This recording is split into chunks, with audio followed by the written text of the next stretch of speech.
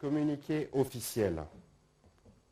Le président de la République, chef de l'État et commandant suprême de forces armées de la République démocratique du Congo et de la police nationale congolaise, a présidé ce vendredi 27 mai 2022 à la Cité de l'Union africaine à Kinshasa la réunion du Conseil supérieur de la défense, élargie aux présidents de 2 chambres du Parlement, aux représentants du pouvoir judiciaire et aux responsables de services de sécurité. Il a été question de faire le point de la situation sécuritaire à la suite des récents événements marqués par des actions de provocation répétées et des attaques du M23 sur nos forces armées et des casques bleus de la MONUSCO. À la lumière des différents rapports recueillis sur terrain, il est clairement établi que ce mouvement subversif qui a été défait et complètement désarmé en 2013 et contre toute attente, récemment remonté en puissance avec des armes lourdes, opérant notamment avec de matériel de vision nocturne. Alors qu'il est acculé et privé d'initiative à Tchanzu et Runyoni dans les territoires de Rutshuru, il apparaît lourdement armé à Kibumba, situé à plusieurs dizaines de kilomètres plus loin en territoire des Nyiragongo, avec l'objectif de conquérir le camp militaire de Rumangabo. Pendant que le gouvernement congolais attendait le rapport du mécanisme conjoint des vérifications qui a été activé par le Rwanda, nous avons été surpris de voir qu'il est passé par de représailles, comme il avait annoncé. Le soutien manifeste à cette force négative en est la preuve. Les effets militaires retrouvés sur place, les images détenues par nos forces armées, ainsi que les témoignages recueillis auprès de nos populations, démontrent à suffisance que le M23 est soutenu par l'armée rwandaise. Cette attitude récidiviste vise clairement à torpiller nos efforts de pacification engagés dans le cadre du processus de Nairobi. En conséquence, le Conseil supérieur de la défense tire les conclusions ci-après. 1. Le M23 est considéré comme un mouvement terroriste. Il sera désormais traité comme tel et de ce fait, il est exclu du processus de discussion de Nairobi. 2. Une mise en garde est faite au gouvernement rwandais, dont l'attitude est de nature à perturber le processus de paix qui arrive pratiquement à son terme avec les discussions de Nairobi où tous les groupes armés, à l'exception du M23, se sont engagés sur la voie de la paix. 3.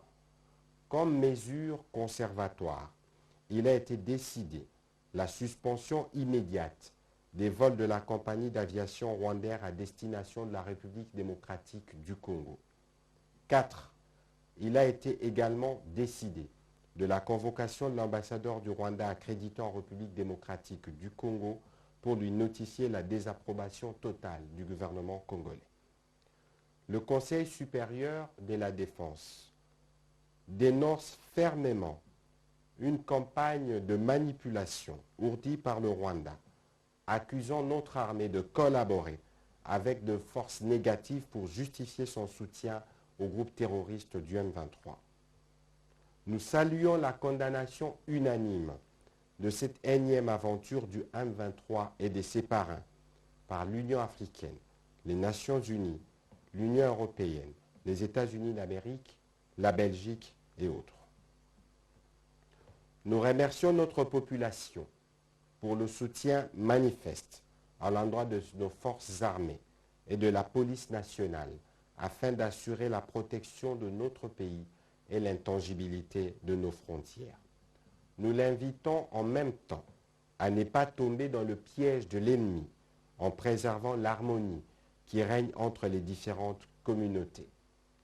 Nous en appelons aussi à sa vigilance. Nous tenons à rappeler enfin l'engagement de la République démocratique du Congo dans le cadre du processus de Nairobi conduit par le président Uhuru Kenyatta pour construire une paix durable avec tous les pays de la communauté de l'Afrique de l'Est. Fait à Kinshasa le 27 mai 2022. Je vous remercie.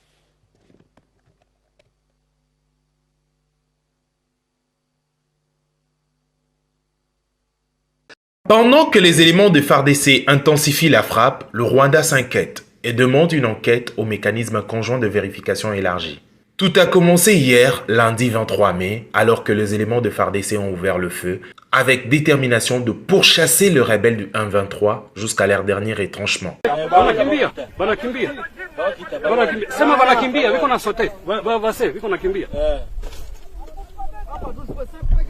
9h59, un communiqué de presse de l'armée rwandaise tombe. L'armée rwandaise, RDF, demande une enquête sur le bombardement de FARDC sur le territoire rwandais. Kigali 23 mai 2022. L'armée rwandaise, RDF, a demandé au mécanisme conjoint de vérification élargi, MCDV, d'enquêter sur le bombardement transfrontalier sur le territoire rwandais par les forces armées de la République démocratique du Congo, FARDC en sigle. C'est lundi 23 mai 2022, entre 9h59 et 10h20, des tirs de roquettes des FARDC ont été tirés dans le secteur de Gaumba, dans le district de Burera, ainsi que dans le secteur de Kiningi et Nyange, dans le district de Musanze, blessant plusieurs civils, endommageant de biens. Le colonel Roland Ruivanga, le porte-parole militaire de l'armée rwandaise, a déclaré que la situation dans cette zone est redevenue normale et que la sécurité est assurée. Les blessés reçoivent des soins et les autorités évaluent l'étendue de dégâts. Il a également fait savoir qu'ils ont demandé au MCVE d'ouvrir une enquête urgente et que les autorités rwandaises ont également demandé à leurs homologues congolais d'enquêter sur cet incident. Fin du communiqué.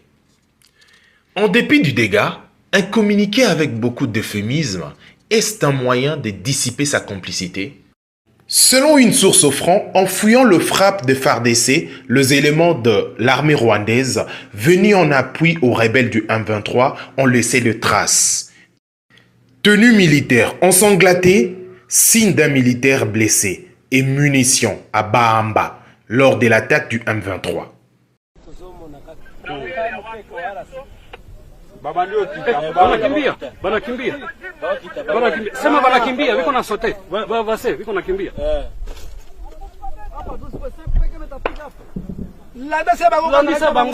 N'hésitez pas à liker la vidéo si elle vous plaît et si vous êtes nouveau sur la chaîne, n'oubliez pas de vous abonner et d'activer la notification pour ne rater aucune de nos prochaines vidéos.